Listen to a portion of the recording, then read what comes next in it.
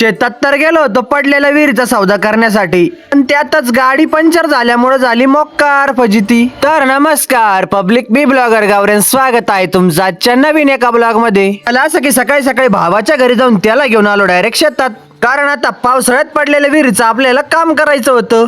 त्यासाठीच एक मशीनवाला बघायला येणार होता.